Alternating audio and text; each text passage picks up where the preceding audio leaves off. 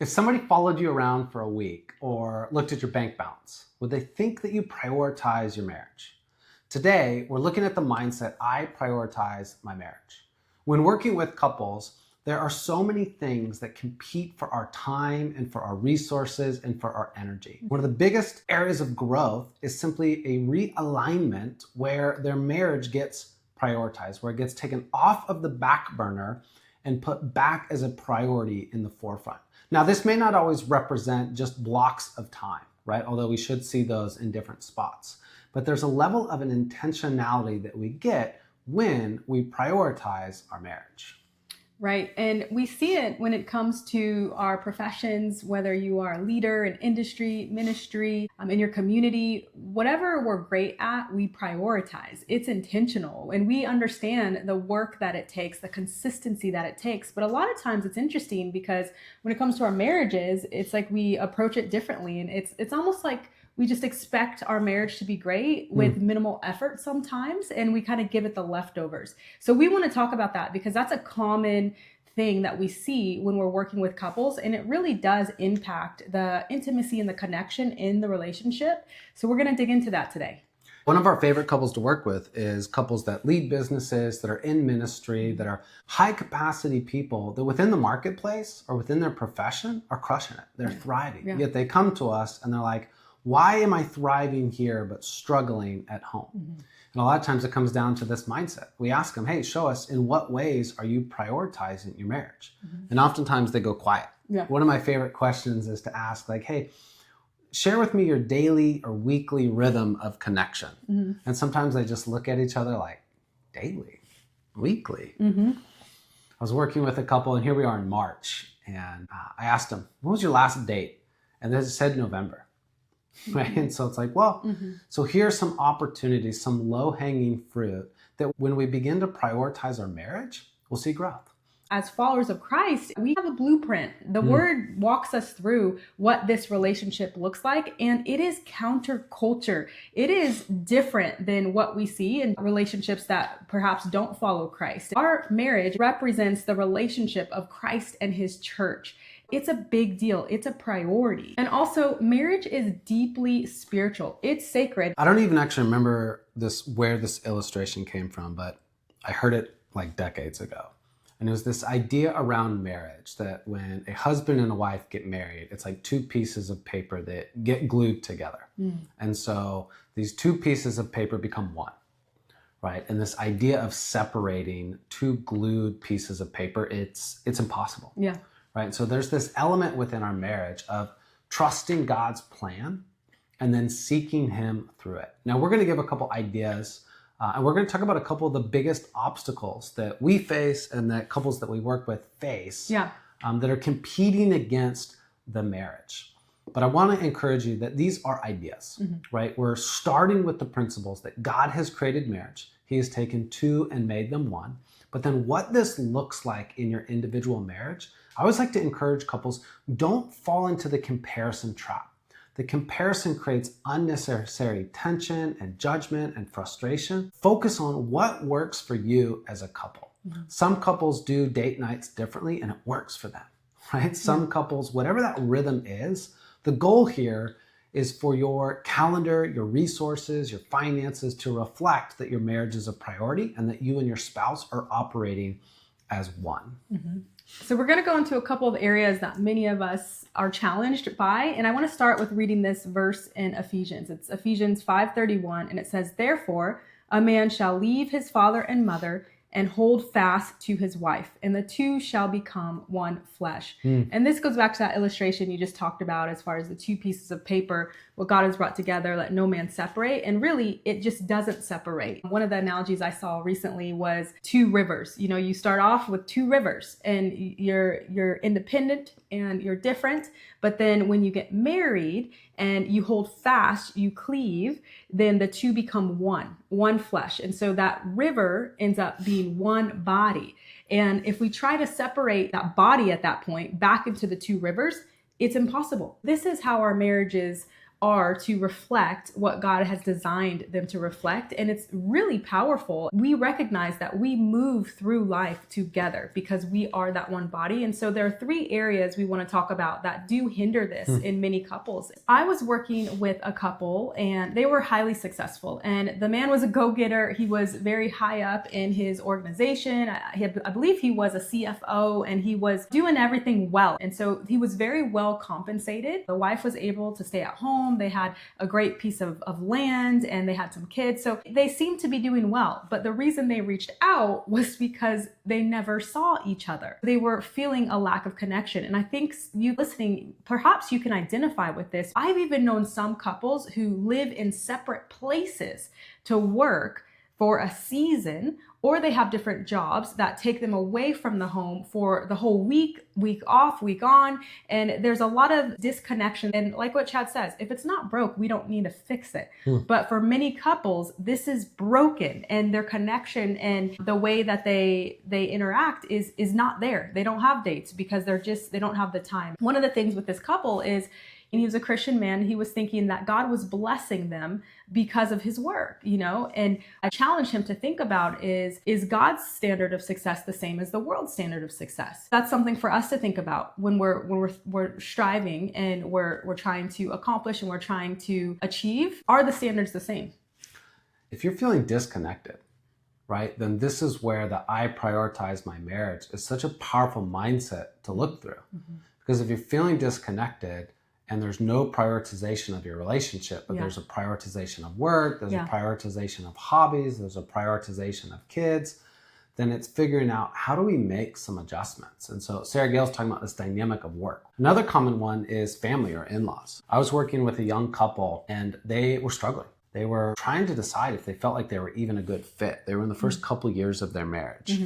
And when they started sharing what was going on, almost every single source of tension was an outside source from in-law expectation. And so a big part of our work with them was helping them build unity together and then boundaries around that. Now, there's kind of a couple different dynamics here. The more we can love our family and create clear boundaries, they'll adjust to that. And sometimes we have to, as a team, be the thermostat. We need to set the temperature of the expectations of what's okay, what's not okay. A lot of couples love it when family comes and they put like a limit, like, hey, 3 days, 4 days, like you are welcome to come.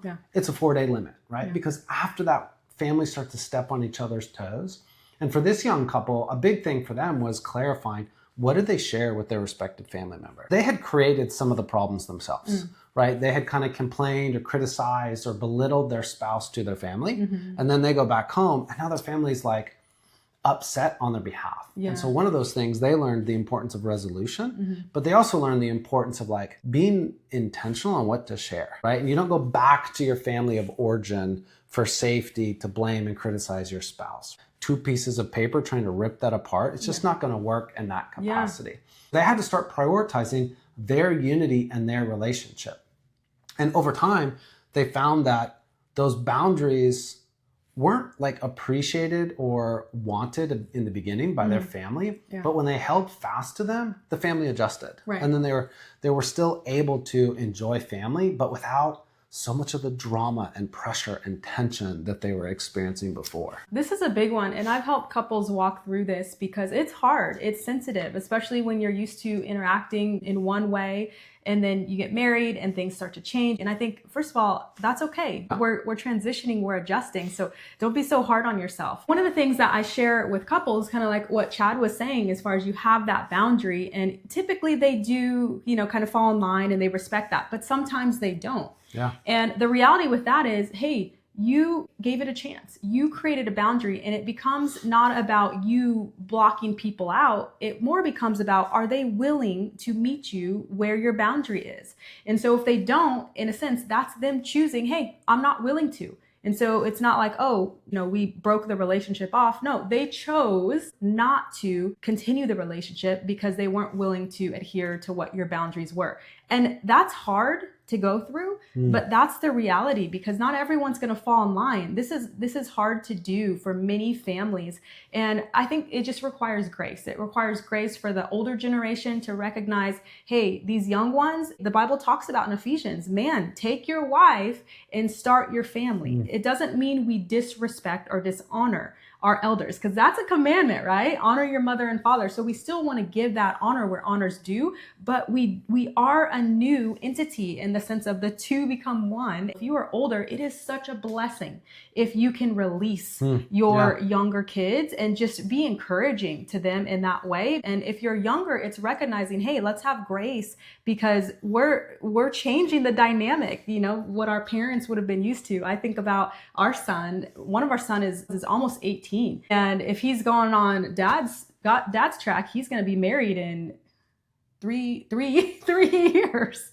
He's going to be married in 3 years. And I'm already preparing myself, because I am not going to meddle in their relationship. I will encourage them, but I'm already recognizing that relationship has to change. So the third area that many of us as couples struggle with when it comes to prioritizing our marriage is kids. And one of the most common things that we struggled with was our kids' schedules. And today, so many of the couples and families that we work with are all over the place because of their kiddos' schedules. Yes. As their kids pick up dance or music or sports or clubs or high school activities.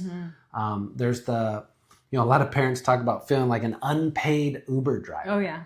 Right? And so there's an element of, as a team, finding what does it look like to support our kids and their interests, and what does it look like in the midst of that to prioritize our marriage? So good. One of the big things that I talk to couples about under this idea of prioritizing marriage and kids and schedules is I tell them, hey, if you've blocked out the space on your calendar and you get there and you're too exhausted to enjoy it, one, can we just try and push through? Because sometimes when we push through, we'll find a new momentum when we eliminate the excuse, and then they can connect. Yeah. But the second thing is, we also need to manage our energy. And so if part of our involvement between work and kids means we get to the end of the day and we have nothing left for each other, we need to take that serious. And we need to potentially look at what can we adjust or pivot so that when we get to this time together, we can both be present. Because long term, we work with a lot of couples that are in that early phase of empty nesting, and they've got an uphill battle because for 5, 10, 15, 20 years, their relationship has revolved around the kids. And now the kids are adults. They're building their own relationships, their own marriages, their own careers. And now you have mom and dad, husband and wife, side by side being like, what are we going to do? What are we going to talk about?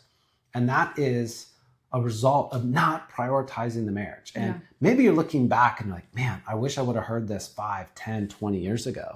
Me too.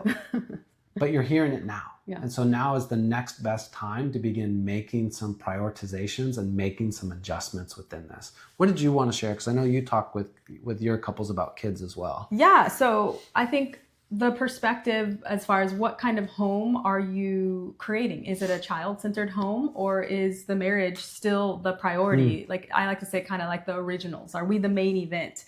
Because we're the ones who are going to be with each other as the kids grow up and hopefully find a life, find a partner and leave, right? It's still going to be us. And so it's significant for us to really prioritize doing that, even against, I would say, and this could be controversial, but this is what I'm going to say because this worked for me, even against instinct. Because when we had our first little boy, I just wanted to pour everything out into that little boy, and I knew it. And so what I did was I created this group of other moms in a similar season, and I wanted to really honor God, and I wanted to steward this blessing of a life that he gave me, but not at the cost of the other blessing of my covenant relationship. This goes back when we were talking about the couple I worked with concerning work, and how he was thinking, oh, well, I'm successful, so God is blessing that. But then it was almost like neglecting his covenant relationship. I don't believe God contradicts himself. My covenant relationship is my covenant relationship. It lasts this entire time that we are on this earth. And the kids are not the covenant relationship. the kids, we train them up so they can go, so they can leave. For me, this group was very important because we had to encourage one another to, first of all, focus on God. We talked about Matthew 6:33, seek first his kingdom and all else will be added. Because I don't know about you guys, but as a mama, it's tiring, right? It's exhausting. There's a lot, especially in those early ages. It's just pouring out. I don't remember ever sitting down for the first probably 7 years of each kid's life. We need the energy of the Lord that comes from the word. And that's kind of a different dynamic there, where even then, a lot of times we get very busy and we're not in the word because we're tired. But the word is what we need to prioritize everything else that matters. Because if we don't have the word of God, we don't have perspective, we don't have wisdom, we don't have direction. It was Matthew 6:33, seek first his kingdom and all else will be added. And then it was love our husbands, right? It was respect our husbands, love our husbands, because we knew as moms, the tendency would be to put all the attention in our little ones. And yeah, they need attention because we need to keep them alive. They're so needy. But at the same time, I didn't want to create an atmosphere where it was very clear that you came second. Yeah. And so I would do intentional things. Like I would try and serve him his food first. It's like, no, the kids can wait. They can wait. Like I'm going to serve my husband his food first. And then, like I said, we would be as moms encouraging each other as far as like, hey, let's watch each other's kids so you guys can go out on a date, because that's important to continue growing the marriage in the midst of the full lives and the wonderful blessing of our kids. I love that. I love even just that last thing of like the community that for us came out of the local church, which for us is actually where we got a lot of free babysitters. Which when we were young, that was crucial. That kind of unlocked our ability to go on dates and have quality time. Because in that season, it would have been hard for us to financially afford a meal and a babysitter. That's another dynamic, just kind of a shout out to the value of local churches of building community in similar seasons. But I want to close this podcast with a couple action items. And the first one is simply reflect on this idea of I prioritize my marriage. What does that look like for you in this season? What adjustments or tweaks? And I encourage you, as a believer, invite God into that. Ask him to open your eyes or soften your heart or potentially reveal, are there things that you are elevating at a higher priority that might make sense to restructure a little bit? And then the second thing is find daily and weekly time to connect with your spouse. If we don't have a regular rhythm, then the busyness of life will fill up our calendar, will fill up our energy, will fill up our resources. And so finding something around the daily and weekly rhythm that is just dedicated to time for you and your spouse. Well, I'm excited for you to put those things in place. And remember, your spouse is your teammate, your biggest asset, your confidant, and we are better together. And this relationship, however our marriage is, it pours out into every other relationship. And really the places, the areas where we're succeeding, where we're successful, if we can be connecting with our spouse, it's going to make all the things that are going well all the sweeter. But we're excited for you guys and cheering you on.